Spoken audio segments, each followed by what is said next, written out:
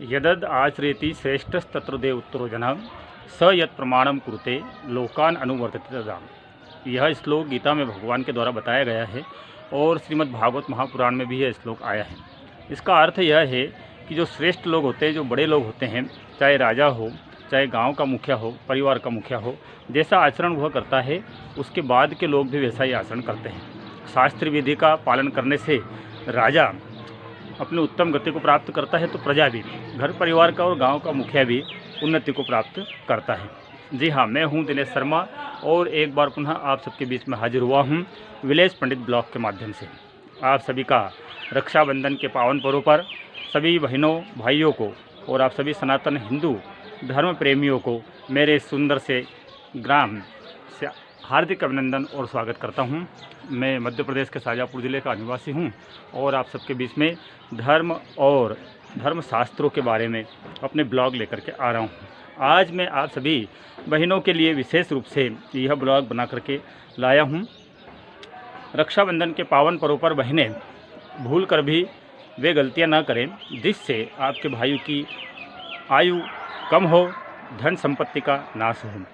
आप सभी मेरे इस ब्लॉग को देख करके लाइक ज़रूर करें और मेरे इस चैनल को अधिकतम सब्सक्राइब करें, ऐसी आप सबसे विनती है।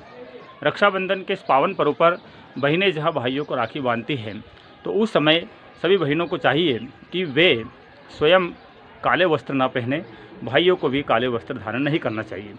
आज बुधवार के दिन रक्षाबंधन का पावन पर्व रात्रि को 9 बजे से प्रारंभ हो रहा है। ऐसी स्थिति में सभी भाई और बहन दिशाशूल का ध्यान रखें। दिशाशूल उत्तर दिशा में है, इसलिए भाई और बहन पूर्व या पश्चिम की तरफ मुंह करके विराजमान होवे। भाई को एक सुंदर आसन या पीठ पर विराजमान करें। भाई का सर ढका हुआ हो। बहनें अपनी पूजन की थाली में कुमकुम, रोली, चंदन, हल्दी, नारियल, मिठाई और साथ में अक्षत, जो खंडित चावल नहीं होने चाहिए, ऐसे अक्षत अवश्य रखें। भाई को सर्वप्रथम सिर ढक करके बिठाएं और उन्हें सुंदर तिलक लगाएं। आज के दिन सुंदर तिलक लगाने से भाई की शोभा बढ़ती है और अक्षत लगाने से उसके घर पर धन संपत्ति का बहुत प्राचुर्य, या हम कहें कि बहुत वृद्धि होती है। अतः बहनों को चाहिए कि सुंदर तिलक लगाएं और फिर भाइयों के हाथ पर अपनी जो प्रेम की जो डोरी है, जो बंधन है, वह बांधें।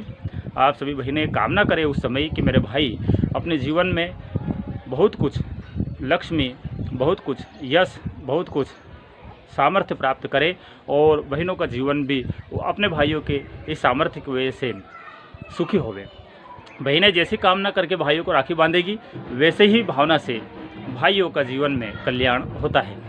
इस प्रकार से रक्षाबंधन के पावन पर्व पर जब बहनें इस सुंदर थाली को सजा करके लाएं और तिलक लगाएं, राखी बांधें, इसके पश्चात में भाई अपनी बहन को उपहार स्वरूप दक्षिणा, वस्त्र, आभूषण इत्यादि अवश्य प्रदान करें। इसमें मैं आप सभी को एक बात ज़रूर कहना चाहूँगा कि ऐसे सुंदर प्रसंगों पर अशुभ सामग्रियों का, जैसे काले नीले वस्त्र हो या जो धातुओं से, जो निष्कृष्ट धातु है उनसे बने हुए जो उपहार सामग्रियां हैं वो, या इलेक्ट्रॉनिक आइटम, इस प्रकार की सामग्री बहनों को भाई प्रदान न करें, तो इससे आपका दोनों का मंगल होता है।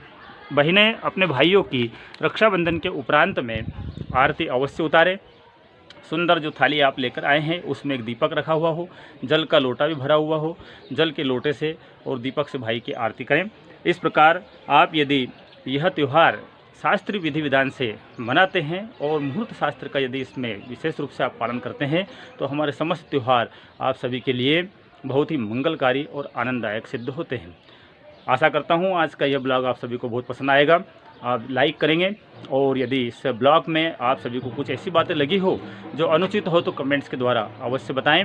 मैं आप सबसे पुनः आग्रह करता हूं, मेरे इस विलेज पंडित ब्लॉग को आप सब्सक्राइब जरूर कर लीजिए। सबसे पहले आप सभी को मेरे आने वाले जो वैज्ञानिक आधार पर पुराण और शास्त्रों के जो कथानक है या जो विधि विधान है, सबसे पहले आपको प्राप्त होंगे।